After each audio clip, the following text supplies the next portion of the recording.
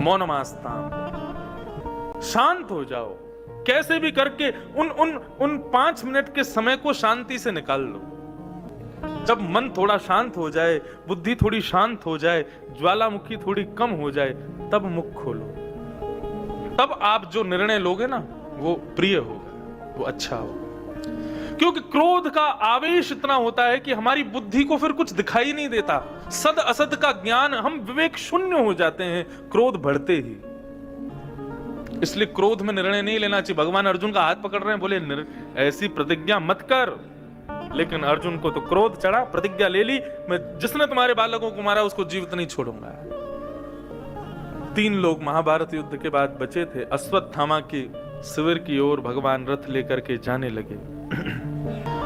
अश्वत्थामा को जैसे ही पता चला कि अर्जुन और कृष्ण दोनों आ रहे हैं, वो अपना शिविर छोड़ करके दौड़ने लगा। भगवान ने आज्ञा की, अर्जुन यही है बालकों का हत्यारा, तुम्हारे डर के मारे दौड़ रहा है, भाग रहा है, इसी ने मारा है द्रौपदी के 5 पुत्रों को। भगवान की आज्ञा मान करके उसी के पीछे अर्जुन और कृष्ण जाने लगे। तभी अश्वत्थामा ने ब्रह्मास्त्र छोड़ दिया। उस ब्रह्मास्त्र को अपनी ओर आते देख अर्जुन घबरा गए। ब्रह्मास्त्र कोई बाण की तरह आपका स्पर्श नहीं करता, या बाण की तरह आपके पास नहीं आता।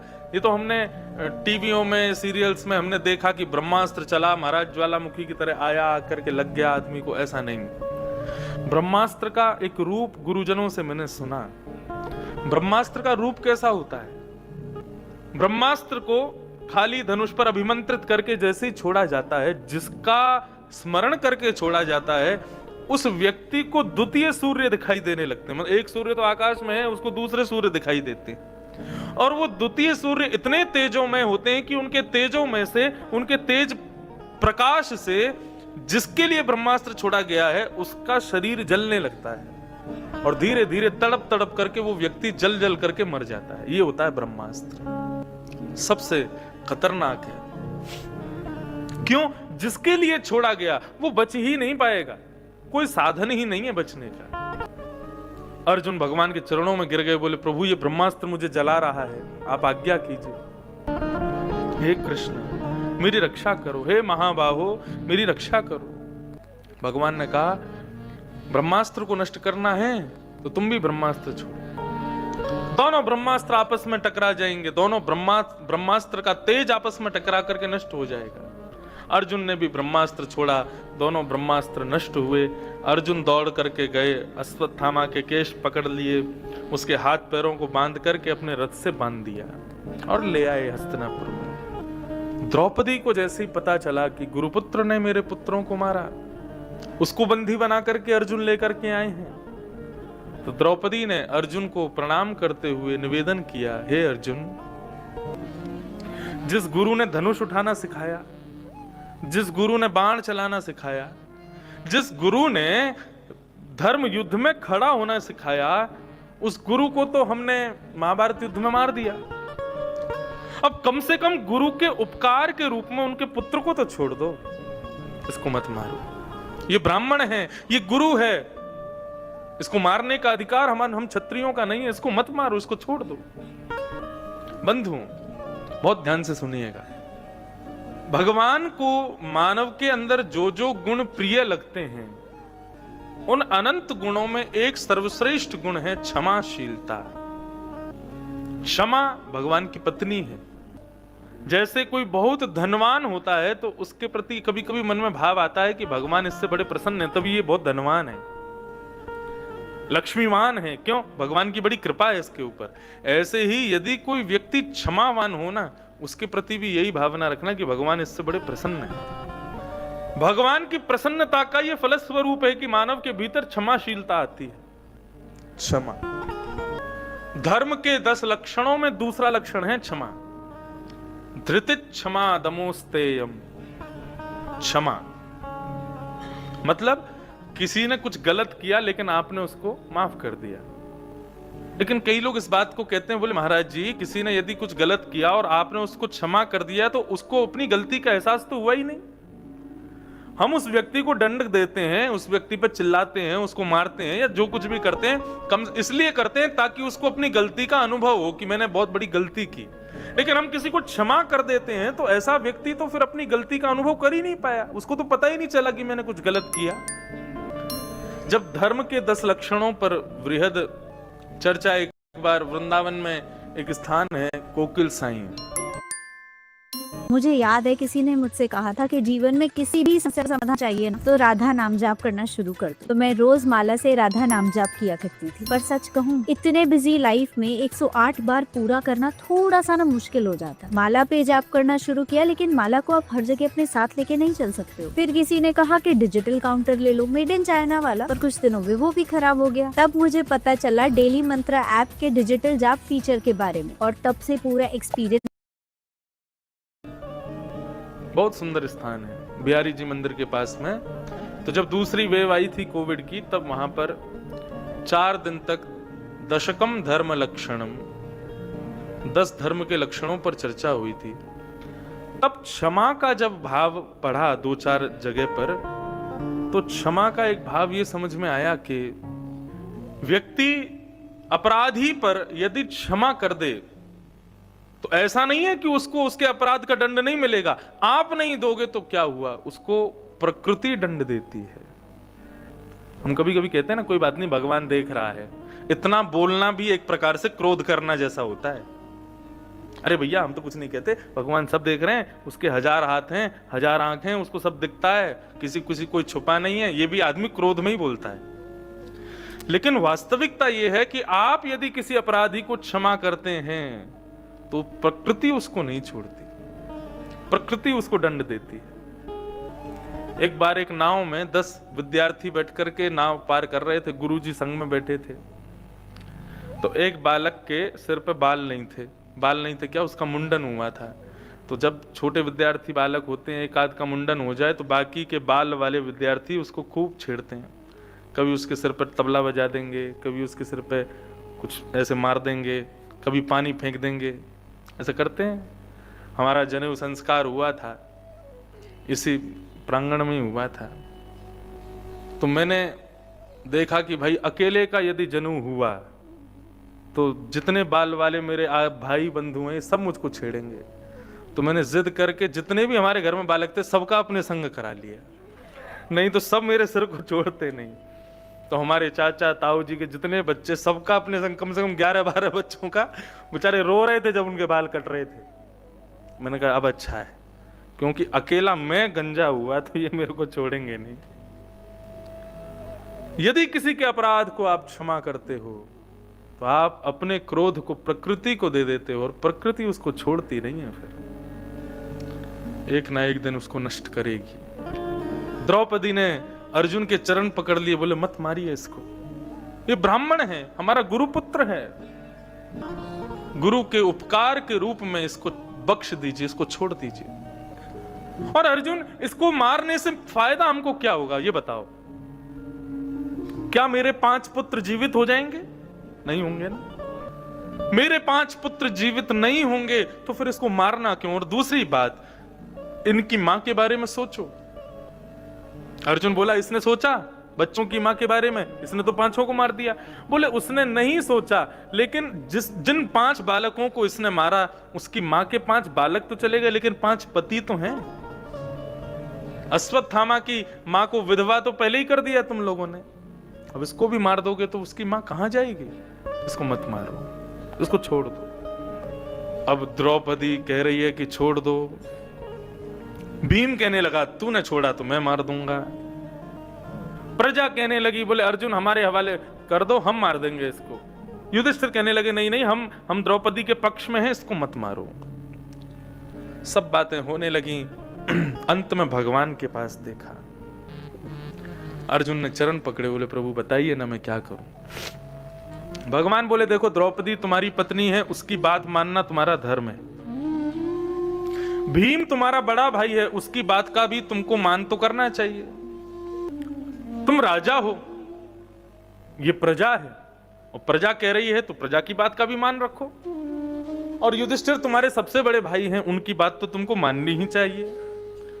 और तीसरी बात, सबसे अंतिम बात, तुमने प्रतिज्ञा ली थी कि तुम बालकों के हत्यारे को छोड़ोगे नहीं, तो तुम अपनी प्रतिज्ञा भी पूरी करो, क्योंकि क्षत्रिय यदि प्रतिज्ञा कर ले और पूरा ना करे तो उसको 2500 2000 वर्ष के लिए नरक जाना पड़ता है।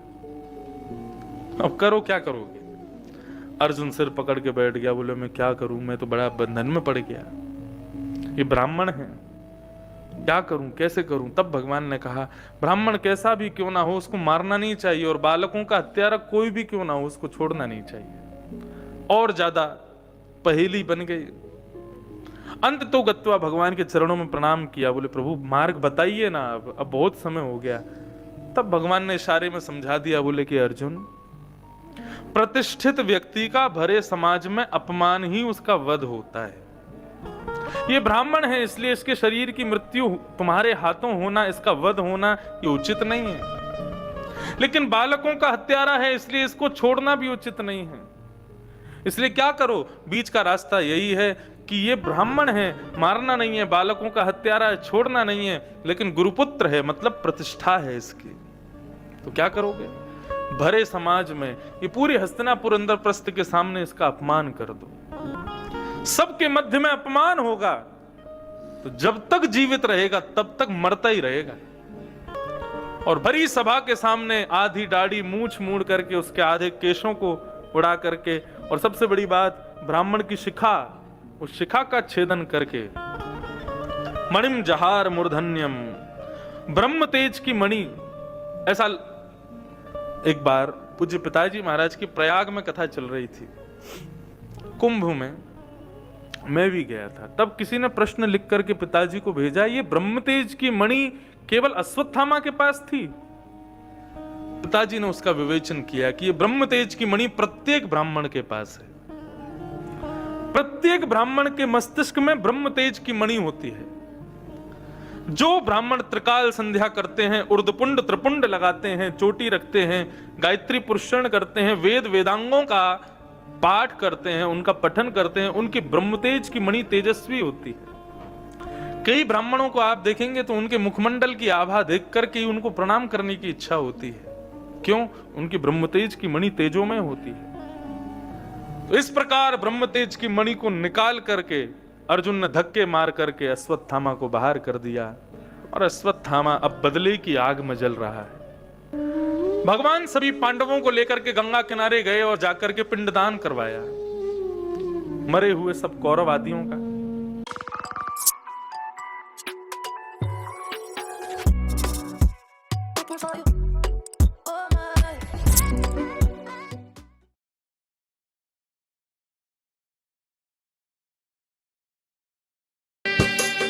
राम नाम के हीरे मोती। तर्पण आदि हो रहा था, तभी कुंती ने जाकर के युधिष्ठिर जी से कहा कि युधिष्ठिर, एक क्रिया कर्ण की भी कर देना। अर्जुन बोला कर्ण की? युधिष्ठिर बोले कर्ण की क्रिया मैं क्यों करूं?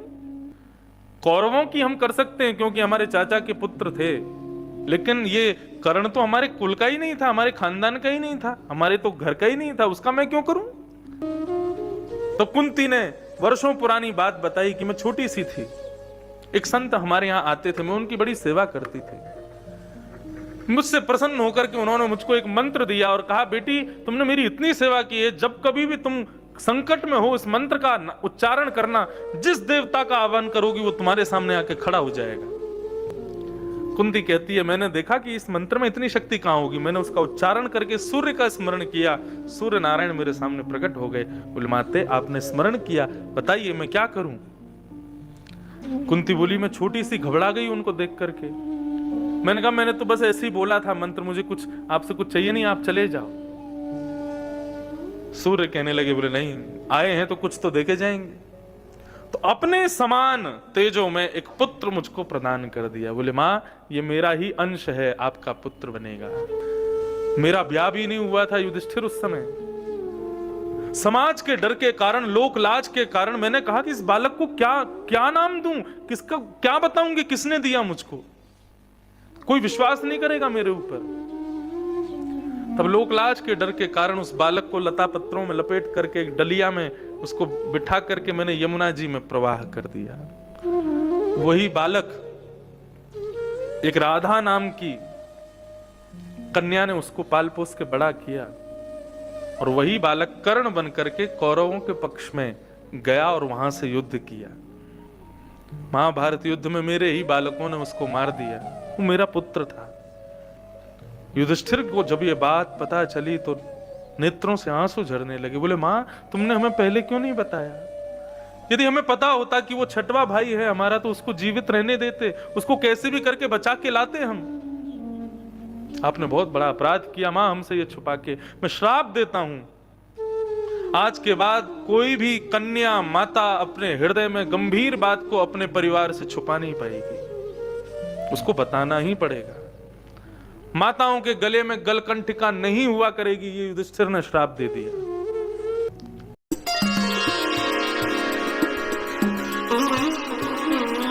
हस्तिनापुर आए, भगवान ने सबको प्रणाम किया। बोले, अब मैं द्वारिका जाऊं, अब आप लोग राजपाट संभालो, आनंद से रहो, अब सब कुछ ठीक हो गया है, अब मैं जाता हूं। और भगवान रथ पर बैठ करके जैसे ही जाने लगे तो अर्जुन का पुत्र अभिमन्यु, जो कि चक्रव्यूह में मारा गया, उसकी पत्नी गर्भवती थी। उसकी पत्नी के गर्भ के बालक को नष्ट करने के लिए अश्वत्थामा ने बदला पूरा करने के लिए ब्रह्मास्त्र छोड़ दिया। पाहि पाहि महायोगिन देव देव जगतपते, हे जगतपते। बंधुओं, पति शब्द का अर्थ क्या होता है बताओ? पति का मतलब क्या होता है? पति का मतलब रक्षक। पाणिक ग्रहण संस्कार के बाद एक विशेष प्रकार की कन्या की रक्षा के लिए पति को नियुक्त किया जाता है, वो होता है रक्षक। अभिमन्यु की पत्नी उत्तरा जब दौड़ करके जा रही है तो वहां उत्तरा के बड़े ससुर जी युधिष्ठिर खड़े हैं, उसके सगे ससुर जी अर्जुन खड़े हैं, भीम खड़े हैं, लेकिन वो किसी के पास नहीं गई। किसके पास गई? सीधे दौड़ करके द्वारिकाधीश के पास गई और ये जगतपते शब्द कहकर के मानो पांडवों को दिखा दिया कि आप कुछ नहीं हो, ये हैं जगतपति, ये हैं सबके रक्षक। आज द्रौपदी के भी मन में आया कि जब चीरहरण मेरा हो रहा था तो द्रौपदी ने पहले भगवान को नहीं पुकारा, बोली मैं पांडवों की पत्नी हूं, ये पंच पांडव मेरी रक्षा करेंगे, मेरा चीरहरण नहीं होने देंगे। दुशासन साड़ी खींच रहा था, वो पांडवों की ओर देख रही थी, लेकिन पांडव नीची नजर करके बैठे थे। जब पांडवों से रक्षा नहीं मिली तब द्रौपदी ने भीष्म पितामह द्रोणाचार्य आदियों की ओर देखा, ये मेरी रक्षा करेंगे। लेकिन जब बूढ़े बुजुर्ग भी अपनी नीची नजर करके बैठ गए तब द्रौपदी ने अपना बल लगाया, मैं क्षत्रिय नारी हूं, अपनी रक्षा स्वयं करूंगी। लेकिन जब अपना बल भी काम नहीं आया, जब सब जगह से हार गई, तब अंत में ठाकुर जी को पुकारा। इन कौरवों का अत्याचार तुमको दिख नहीं रहा है क्या कन्हैया? कहां हो तुम? प्रकट हो जाओ हे कन्हैया। जब भुजाएं उठा करके ठाकुर जी को पुकारा, एक क्षण में ठाकुर जी वस्त्र बन करके प्रकट हो गए। दुशासन की भुजा थकित भई, खींचते खींचते खींचते खींचते दुशासन पागल हो गया। वशन रूप भय श्याम, वस्त्र बन के प्रकट हो गए ठाकुर जी। उत्तरा ने भगवान को पुकारा। ठाकुर जी एक रूप से तो रथ में खड़े हैं और दूसरे रूप से अंगुष्ठ मात्र छोटी सी वायु का रूप धारण किया और उत्तरा के श्वास नली से भीतर प्रवेश कर गए और उसके गर्भ में प्रवेश करके अपनी गदा को इतनी तीव्र गति से घुमाया कि उत्तरा के गर्भस्थ शिशु की रक्षा हो गई। भगवान ने उत्तरा के उस गर्भ के बालक की रक्षा की। भगवान अब पुनः द्वारिका को जाने के लिए प्रस्थान करने लगे तो कुंती भुआ रथ के सामने आके खड़ी हो गई। भगवान ने कहा, भुआ अब मैं जाऊं, मैं भी अपनी पत्नियों को, बच्चों को, सबको याद कर रहा हूं, मुझे भी जाना चाहिए। कुंती बोली, आप चले जाना, लेकिन मैं आपसे थोड़ी कुछ कहना चाहती हूँ, अपने मन के भाव आपके सामने प्रस्तुत करना चाहती हूँ, स्तुति गाना चाहती हूँ। कुंती ने भगवान की स्तुति गाई। कहने का अभिप्राय, कुंती ने इतनी बड़ी स्तुति गाई और पूरी स्तुति में हम मानवों को बता दिया कि मानव भगवान को दो हाथ जोड़ करके प्रणाम करके नमस्कार करने के अलावा दूसरी कोई वस्तु कभी दे नहीं सकता। और इसके अतिरिक्त आप जो कुछ भी भगवान को अर्पित करते हो वास्तव में भगवान की कृपा से आपने उनको अर्पित किया है। आपने सोने का छत्र चढ़ा दिया, कहां से आया इतना धन? भगवान की कृपा से। आपने उनके सामने फल फूल आदि नैवेद्य चढ़ा दिए, कहां से आए? सब ठाकुर जी की कृपा से। आप जो कुछ भी ठाकुर जी को अर्पित कर रहे हो वो भगवान की ही कृपा से आपको प्राप्त है। एक प्रकार से मेरे जन्मदिन में आकर के मेरे ही घर में लगी हुई तस्वीर उतार के मुझको ही दे दिया आपने, कुछ अलग नहीं दिया।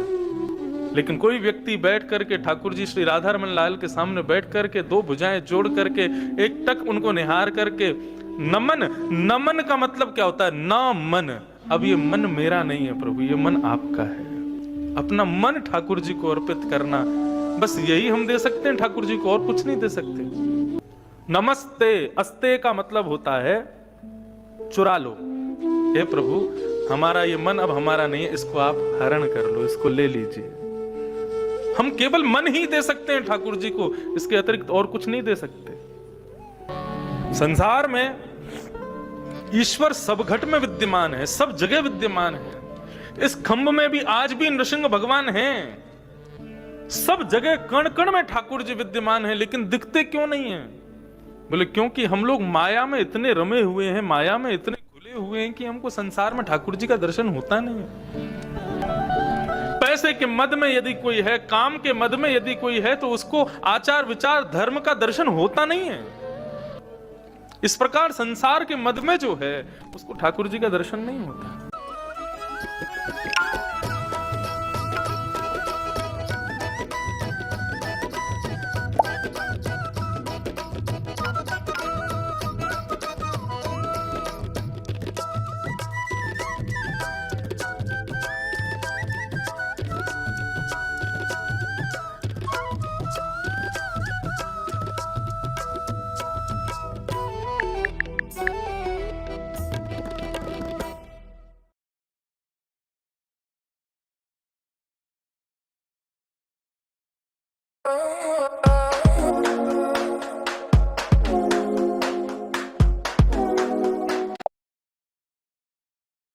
नहीं होता। एक कठपुतली की तरह हम आप सब लोग नृत्य कर रहे हैं, लेकिन वास्तव में नचाने वाला तो माया रूपी पर्दे के पीछे बैठा है। मैं कथा कर रहा हूं, आप सुन रहे हो, मैं हंस रहा हूं, आप सुन रहे हो, कहीं कोई रो रहा है, कोई हंस रहा है, कोई लीलाएं कर रहा है। सब लीला करवा कौन रहा है? ठाकुर जी करवा रहे हैं, लेकिन दिखते नहीं है। क्यों नहीं दिखते? क्योंकि माया का एक पर्दा पड़ा है। जिस प्रकार कठपुतली को नचाने वाला कठपुतली को दिखाता है, कभी हंसती है, कभी बोलती है, गिरती है, सोती है, सब काम करती है कठपुतली, लेकिन वास्तव में क्या वो अपने बल पर कर रही है? नहीं। उसकी उंगली, उसके अंग में लगी हुई धागे कोई व्यक्ति अपनी उंगलियों में बांध करके उसको नचाता है, वो व्यक्ति नहीं दिखाई देता। क्यों? क्योंकि माया का पर्दा बीच में पड़ा है। ठीक वैसे ही हम सबकी डोर श्री राधा रमन जी के हाथ में है, श्री गिरधर लाल के हाथ में है। वो जैसे जैसे उंगलियां चलाते हैं वैसे वैसे हम चलने लग जाते हैं, लेकिन वो नहीं दिखते। क्यों? क्योंकि कठपुतली दिखेगी ना। कठपुतली नचाने वाला दिख जाएगा तो फिर कठपुतली का नाटक देखने में आनंद नहीं आएगा। इस संसार में आनंद नहीं आएगा यदि ठाकुर जी दिख गए तो। किसको दिखते हैं? बहुत कम उन्हीं को दिखते हैं जो माया के और ब्रह्म के परिचय को भली भांति जान चुके हैं, उनको ही वे दिखते हैं। कुंती ने भगवान की स्तुति गाई, और स्तुति गाते हुए कुंती ने अपनी स्तुति में एक शब्द सबसे विशेष कहा है। वो क्या कहती है भगवान से? त्वयैव नाथेन, ये शब्द बहुत ध्यान से सुनिएगा। हम सब कहते हैं राधा रमन जी हमारे हैं, हम राधा रमन जी के हैं, लेकिन हम केवल इतना कहते हैं कि राधा रमन जी हमारे हैं, लेकिन ऐसा नहीं कहते ये बेटा हमारा नहीं है, ये पति हमारा नहीं है, ये बच्चे हमारे नहीं है, ये घर हमारा नहीं है। सब हमारा है और इन सब के साथ राधा रमन जी भी हमारे हैं। लेकिन कुंती क्या कह रही है? त्वयैव नाथेन, दूसरा कोई हमारा नहीं है, केवल आप हमारे हो, कोई हमारा नहीं है। ये जो एक शब्द एक्स्ट्रा लगाया है ना कुंती ने, इसलिए कुंती की स्तुति सबसे विशेष है। त्वयैव नाथेन, केवल आप हमारे हो और कोई हमारा नहीं है। कुंती ने भगवान की स्तुति गाई और अंत में अपनी झोली ठाकुर जी के सामने फैला दी। बोले इसको भर दो। भगवान बोले क्या दूं बताओ? आपको हस्तिनापुर का साम्राज्य मिल गया, आपके बच्चों के सिर पर अब स्वर्ण मुकुट विराजमान है, एक छत्र सम्राट आपके पुत्र बन गए, सब कुछ तो मैंने दे दिया, अब क्या दूं मैं? और भी कुछ रह गया हो तो बुआ बताओ। कुंती कहती है आपने अभी अभी कहा मेरे पुत्रों को साम्राज्य मिल गया, मेरे पुत्रों को स्वर्ण का मुकुट पहना दिया, मेरे पुत्र एक छत्र सम्राट बन गए, कल तक ये सब नहीं था ना कन्हैया? बोले हाँ, कल तक नहीं था, कल तक ये सब नहीं था, लेकिन ये सब देने वाला तू हमारे साथ था, और आज ये सब मिल गया तो तू हमको छोड़ के जा रहा है।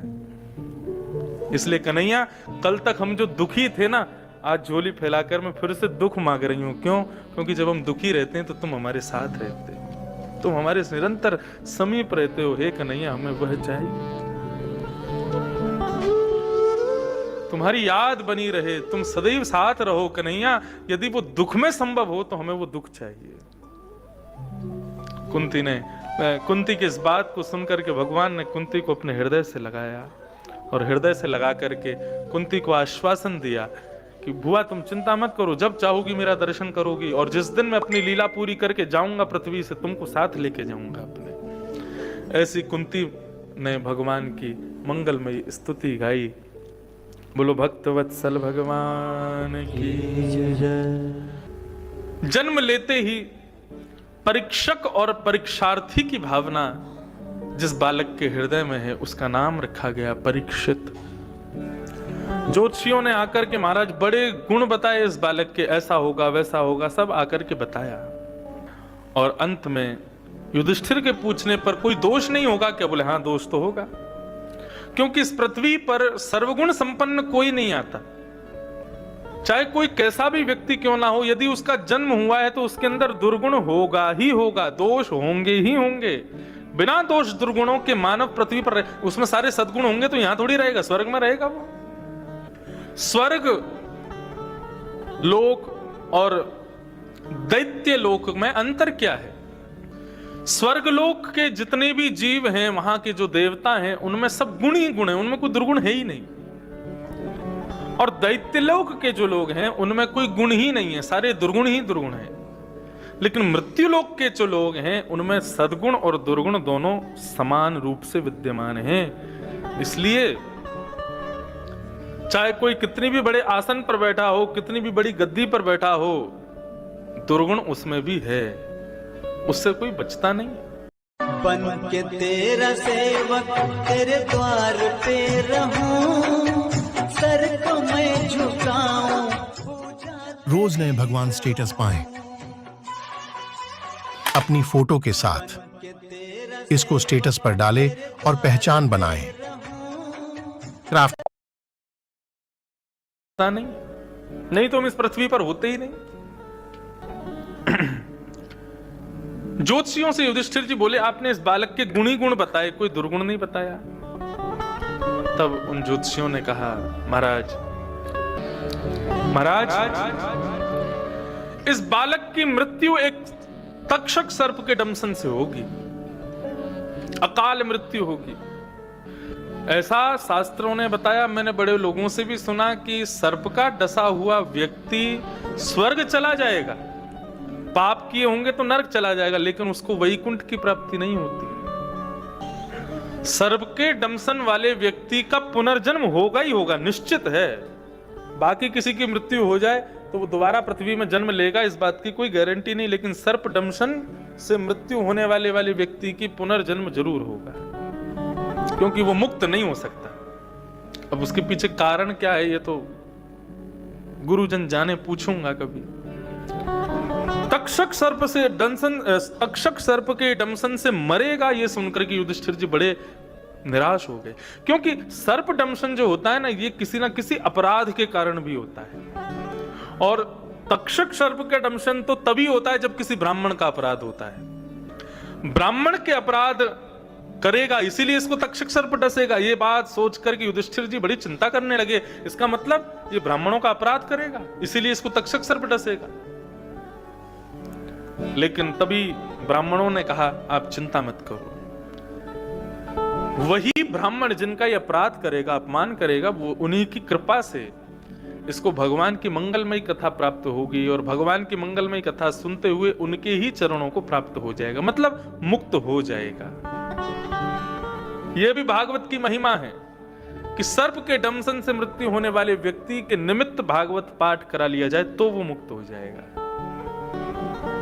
धीरे धीरे वो बालक बड़ा हुआ। भगवान टोपी कुर्ता लेकर के आए, उस बालक को देखने आए, उसके लिए सामग्री लेके आए। लौट करके वापस जाने लगे तो अर्जुन भगवान को छोड़ने के लिए गए। अच्छा, महाभारत में कथा थोड़ी सी अलग है।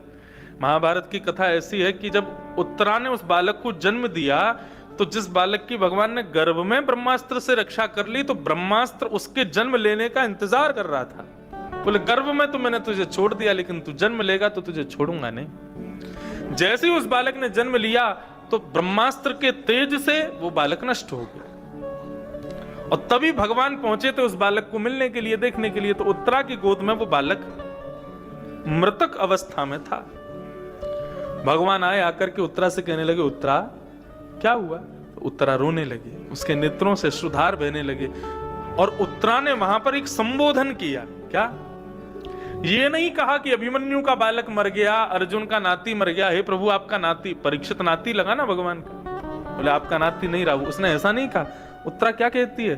आपका सहोदर भ्राता अब जीवित नहीं है। मतलब मां के गर्भ में दो बालक जब एक साथ रहते हैं ना, जुड़वा, उनको आपस में क्या कहा जाता है? जैसे हम कहते हैं जुड़वा भाई हैं, दोनों ट्विंस हैं, ऐसे उनको संस्कृत भाषा में कहें तो सहोदर भ्राता।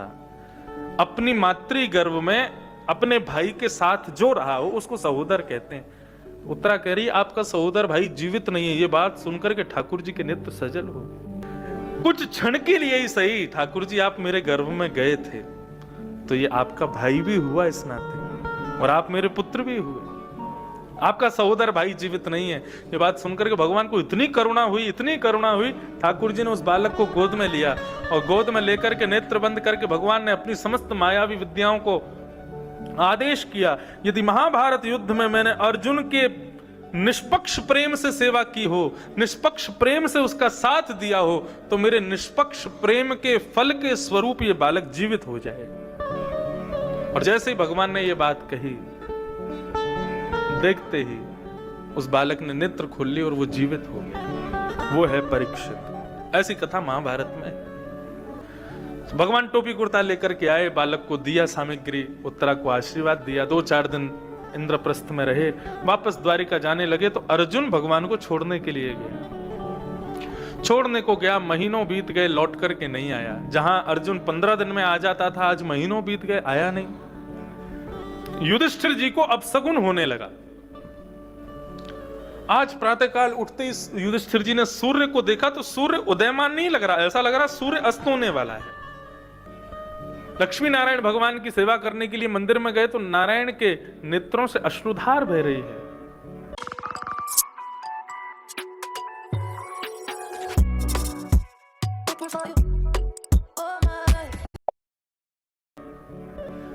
घुड़साले के जितने भी घोड़े हैं वे समस्त घोड़े उतावले बैठे हैं, मानो अभी अपनी रस्सी खोल करके भाग जाएंगे।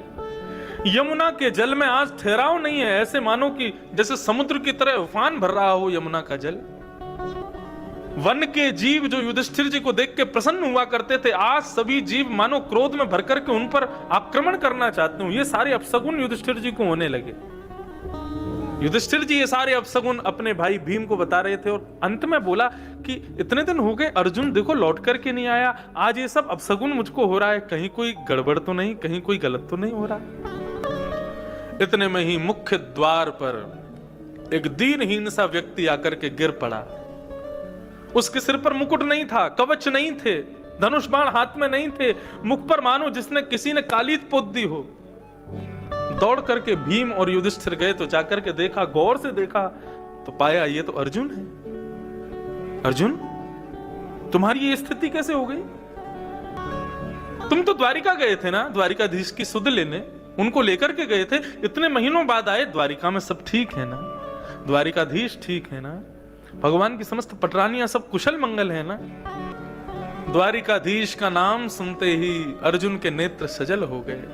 अपने भ्राता युधिष्ठिर का हाथ पकड़ लिया, बोले भैया जिनकी वजह से इंद्रप्रस्थ का राज्य मिला, जिनकी वजह से विशाल कौरवों की सेना को खुर के गड्ढे के समान हम पार कर गए, जिनकी कृपा से इंद्र की पदवी आदि सदैव खाली रहती है मेरे लिए, जिनकी वजह से लोग मुझे गांडीव धारी, धनुष धारी अर्जुन कहकर के पुकारते हैं, वो कृष्ण अपनी लीला पूरी करके स्वधाम चले गए। और स्वयं तो गए, मेरा तेज भी अपने साथ ले गए, मेरा बल भी अपने साथ ले गए, मेरा सब कुछ हरण करके चले गए। मुझे बहुत अभिमान था अपने गांडीव धारी धनुष धारी होने का, लेकिन आज मेरा गांडीव धनुष भी उनके बिना किसी काम का नहीं।